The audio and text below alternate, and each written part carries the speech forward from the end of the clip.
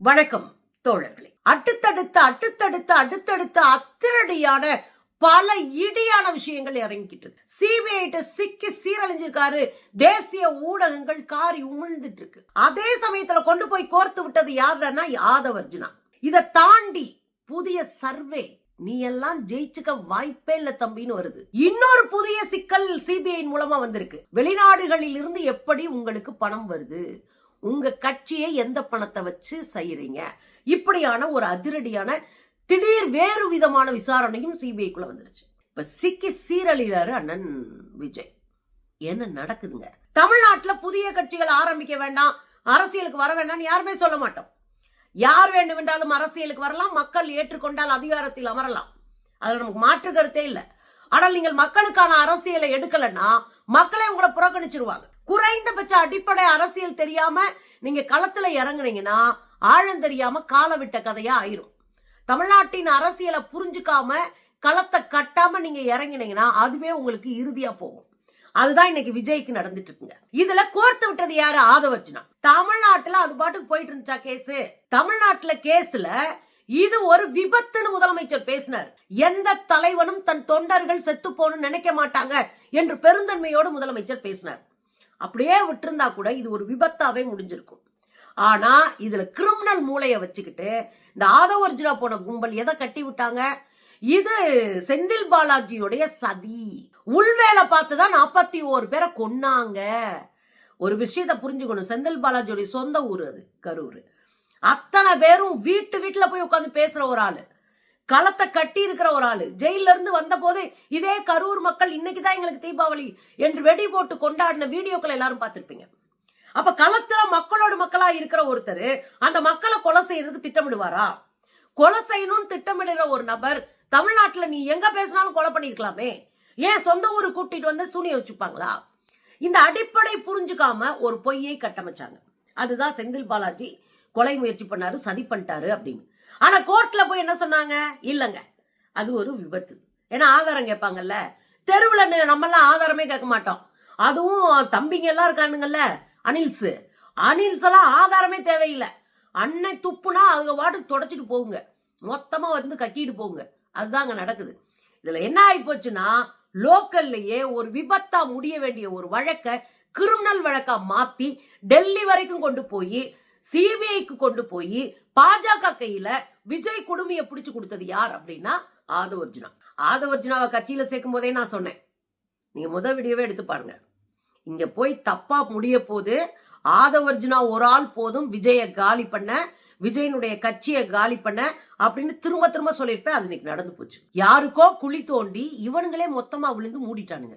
இதுதான் இங்க நடந்துட்டு இருக்கு.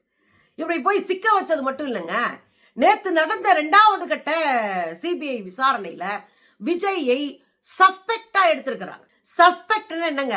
சந்தேகத்திற்குரியவர். இந்த 41 பேர் மரணத்துல இவர் மேலேயே எங்களுக்கு சந்தேகம் இருக்கு. அப்ப இவர் ஒரு வகையான குற்றவாளி தான், குற்றம் சாட்டப்பட்டவர். இதான புரிதல? இதுதானே சரியா தெரிஞ்சுக்கிற வேண்டிய விஷயம். இத தேசிய ஊடகங்கள் வச்சு செஞ்சிருச்சுங்க. நேத்து தேசிய ஊடகங்கள் பயங்கரமா அடிச்சாட்டாங்க. நேத்து நிர்மல் குமார் வந்து என்ன பண்ணாரு?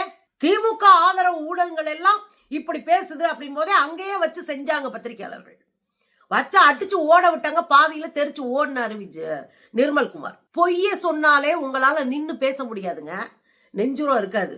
உண்மையை சொல்றவன் தான் சத்தமா தைரியமா நின்னு கேட்கிற கேள்விக்கு பதில் சொல்ல முடியும். கேட்கிற கேள்விக்கு கதர்னாலும் பதில் இல்ல, கேட்கிற கேள்விக்கு பம்முனாலும் பதில் இல்லைன்னு அர்த்தம். யார் நெஞ்சுரத்தோடு கேட்கிற கேள்விக்கு தைரியமா பதில் சொல்றாங்களோ அவங்கதான் கரெக்டா அரசியல நிக்கிறாங்கன்னு அர்த்தம். நேத்து புற ஒரு ஒளரி கொட்டினாரா திமுக ஊடகம்னு? NDTV என்ன திமுக ஊடகமா? பாஜகவுடைய கைகூலி ஊடகம். அவங்க என்ன பேசி இருக்கிறாங்க பாருங்க. Today in the round of grilling, which is round 2 at the CBI headquarters in the national capital, is being treated as a suspect.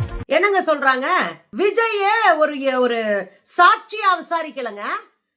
Vijaya ஒரு சாட்சியா விசாரிக்கல, விஜய சஸ்பெக்டா விசாரிக்கிறாங்க. அதாவது அவர் மேல சந்தேகம் இருக்கு அப்படின்னா அவரையும் ஒரு குற்றப்பட்டியல சேர்த்து விசாரிக்கிறாங்க என்று பொருள்.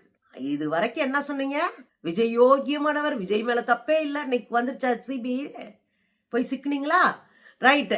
அவர் மீது குற்றப்பத்திரிகை தாக்கல் செய்ய வாய்ப்பு இருக்கிறது.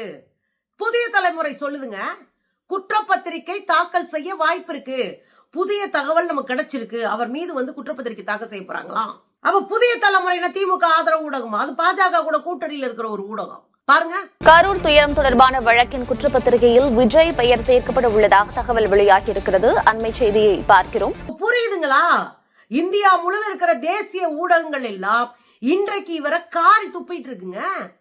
நீ ஒரு சஸ்பெக்டியா அப்படின்னு பேச ஆரம்பிச்சிருக்கிறாங்க.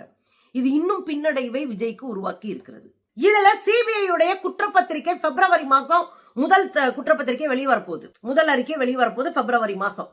அந்த குற்றப்பத்திரிகையில சிபிஐ வந்து விஜயும் சேர்க்கறதுக்கான எல்லா வேலையும் ஏற்பாடு செஞ்சுட்டு இருக்காங்க. அதனாலேயே அவங்க கேட்ட கேள்விகள் இருக்கு, ரொம்ப முக்கியமான கேள்வி. நம்ம ஆல்ரெடி கேட்டதான், உங்களுடைய காலதாமதம் இவ்வளவு பெரிய பேர் இழப்பிற்கு காரணம் என்று சிபிஐ குற்றம் சாட்டுது. நீங்க ஏன் இவ்வளவு கூட்டத்துக்கு நடுவுல வண்டியை விட்ட? ஏன் 7 மணி நேரம் லேட்டா வந்த? எதுக்காக இவ்வளவு பிரச்சனை கீழே எனக்கு நடக்குது? மேல நின்னு உனக்கு தெரியலையா? நீ அதை பார்க்கலையா? வாட்டர் பாட்டில வீசி எறிஞ்சிட்டு நீ வேடிக்கை பார்த்தியே? ஏன் அதுக்கு பிறகும் தொடர்ந்து பேசுன? கீழே இருக்கிற சிக்கல் உங்களுக்கு கண்ணுக்கு தெரியலையா? ஒரு ஆம்புலன்ஸ் வந்த பிறகு கூட நீங்க ஏன் நிறுத்தலன்னு கேக்குறாங்க. ஆம்புலன்ஸ் உள்ள வந்துருச்சுல, அப்ப ஏதோ பிரச்சனை ஆயிடுச்சு. அப்ப நிறுத்தி அதை சரி பண்ணிருக்கணும்ல. விஜயை என்ன அறிவிச்சாரு? ஒரு பாப்பாவை காணாம, அந்த பாப்பாவை பாக்குறவங்க சொல்லுங்க, அறிவிச்சாரா இல்லையா? அப்ப கீழே பிரச்சனை ஓடிட்டு இருக்குன்னு தெரியுது. ஆனா நீ பாட்டிலுக்கு 10 ரூபா பாடியா ஆகணும்னு பிடிவாதமா நிக்கிற. மக்கள் வெள்ளத்துக்குள்ள வண்டியை கொண்டு வந்து வேணும்னே ஒரு பெரிய இழப்பை ஏற்படுத்தி இருக்க. காவல்துறையினுடைய பேச்ச கேட்காம இருந்துகிட்டு திசை திருப்பி காவல்துறை மேல பழிய போடுறீங்க. லேட்டா வந்தது நீங்க, பின்னாடி யாரையும் கூட்டிட்டு வரக்கூடாதுன்னு சொல்லும் போது 5000 பேரை கூட்டு வந்தது நீங்க. இதெல்லாம் சேர்ந்து மேல போய் நின்னுகிட்டு பாட்டில தூக்கி எறிஞ்சிட்டு தொடர்ந்து பாடினது நீ. ஆம்புலன்ஸ் வந்த பிறகும் தொடர்ந்து நீங்க பேச்ச குறைக்காம, பேச்ச முடிக்காம பேசிட்டே இருந்தது நீ. இப்ப எல்லாத்தையும் நீங்களே செஞ்சுட்டு, ஆனா யார் மேல பழி போடுறீங்க? போலீஸ் மேல பழி போட்டு விட்டுருவோம். சிபிஐலயும் போய் நம்ம அண்ணா அப்படிதான் சொல்லியிருக்காரு. ஆனா அவங்க என்ன சொல்லிட்டாங்க கடைசியில? ஆதாரத்தை குடியா, ஆதாரத்தை கொடு. நீ இப்படி பழி போடுற இல்ல, எல்லாத்துக்குமான ஆதாரத்தை கொடுன்னு கேட்டாங்க. இப்ப கடைசியில என்ன ஆகி போச்சுன்னா, எனக்கு கொஞ்சம் டைம் கொடுங்க சார், நாங்க ஆதாரத்தை கொடுக்குறோம் அப்படின்னு விஜய் தரப்புல சொல்லிட்டு வந்திருக்காங்க. தேவையா இது? ஏங்க நடந்தது விபத்துன்னு ஒத்துட்டு இருந்தா அரசியல் செய்யறதுக்கு வழியாங்கல்ல தமிழ்நாட்டுல? நீ என்ன வேணாலும் பேசலாம். ஆனா 41 பேருடைய மரணத்தை வைத்து நீ அரசியல் விளையாட்டு விளையாடுனா அது உனக்கே இறுதியா முடிஞ்சு போச்சு. அதுதான் இதுல நம்ம பார்க்க வேண்டியது. இதுக்கிடையில இன்னொரு பிரச்சனை ஆகி போச்சுங்க. ஆரோக்கியசாமி, இவருக்கு தேர்தல் வியூகம் வகுத்து கொடுக்கக்கூடிய ஒருத்தர். இந்த ஆரோக்கியசாமி இப்போ சிபிஐ கையில சிக்கியிருக்காரு. எதுக்காக? உங்க கட்சிக்கு எப்படி பணம் வருகிறது? கொஞ்ச நாளைக்கு முன்னாடி நீங்க சமூக வலைத்தளத்துல பாத்தீங்கன்னா ஒரு தகவல் வெளிவந்துச்சு. என்ன தகவல்? எப்படி விஜய் கட்சி காசு வருதுன்னு பாஜக காரன் பரப்பிட்டு இருந்தான். எப்படி? வெளிநாடுகள்ல இருந்த கிறிஸ்தவர்கள், வெளிநாடுகள்ல இருக்கக்கூடிய கிறிஸ்தவ அமைப்புகள் விஜய்க்கு பணம் அனுப்பி இந்தியாக்குள்ள ஒரு பெரிய பிரச்சனையை உண்டு பண்ணுகிறார்கள் அப்படின்னு பொய் செய்தியை அனுப்புனாங்க. நான் இதை பொய்ன்னு தான் சொல்லுவேன். ஏன்னா பாஜக காரன் பேசுனது. பாஜக காரன் எப்பயுமே உண்மையை பேச மாட்டான், நமக்கு அது நல்லா தெரியும்.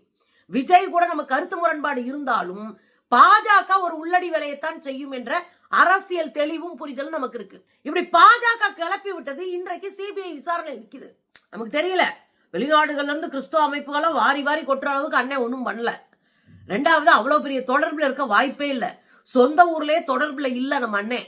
அப்படி இருக்கும்போது அவர் எங்கேயும் பெரிய தொடர்புல இருக்க வாய்ப்பே கிடையாது. வெளிநாடுகள்ல போய் காசு வாங்கி கட்சியை நடத்துற அளவுக்கு எல்லாம் கிடையாது. அந்த திறமையெல்லாம் நம்ம அண்ணன் சீமான்ட்ட தான் இருக்கு. இதுகிட்ட அதுவும் இல்ல இந்த அண்ணகிட்ட.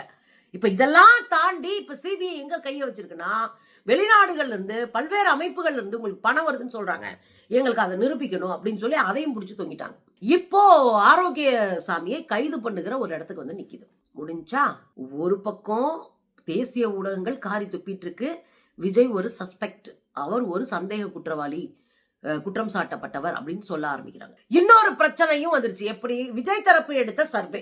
மாசம் மாசம் அடுத்தடுத்த காலகட்டத்தில் விஜய் தரப்பு மாவட்டம் தோறும் சில சர்வேகளை எடுத்துட்டே இருக்கிறாங்க. அப்படி இந்த மாசம் அவங்க எடுத்த சர்வேல பெரும்பாலான மாவட்டங்கள்ல 10% ஓட்டு கூட வரல. இங்க புதுசா தொடங்கப்பட்ட பல கட்சிகள் 10% ஓட்டு வாங்கி இருக்கிறாங்க, இல்லன்னா சொல்லல. ஆனால் எந்த கட்சியும் 15% தாண்டவே இல்லை என்பதை புரிஞ்சுக்கணும். அப்ப இவங்க என்ன பண்றாங்க? திரும்ப போய் தெரு தெருவா போய் சர்வே எடுக்கிறாங்க. எல்லா மாவட்டம் தோறும் சர்வே எடுக்கிறாங்க. 10% ஓட்டு கூட வரல.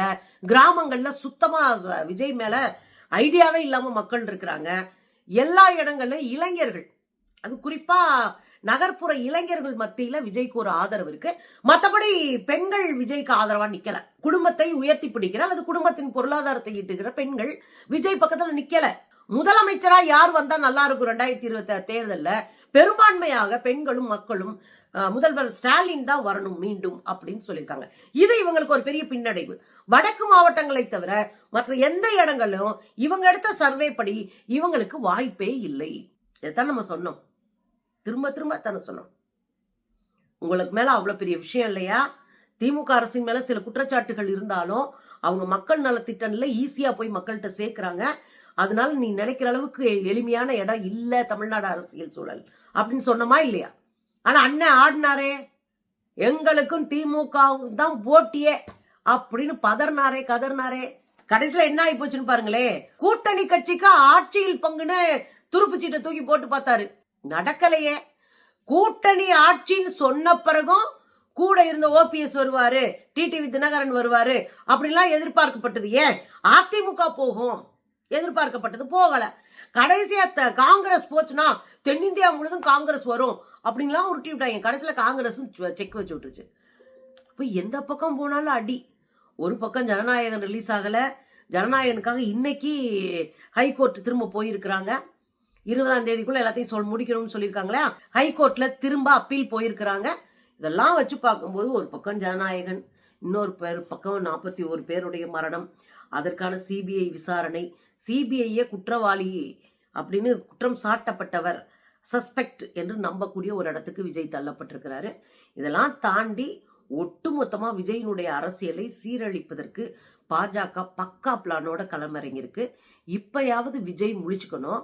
கூட இருக்கிறவன் நம்பாம தனக்கு காலங்காலமா கூட இருந்த தொண்டர்களை அரசியல் படுத்தினாலே விஜய்க்கு குறைந்தபட்சமான ஒரு வாய்ப்பு இருக்கலாம். ஆனா எல்லாத்தையும் சதைச்சு காலி பண்ணிட்டாரு விஜய்.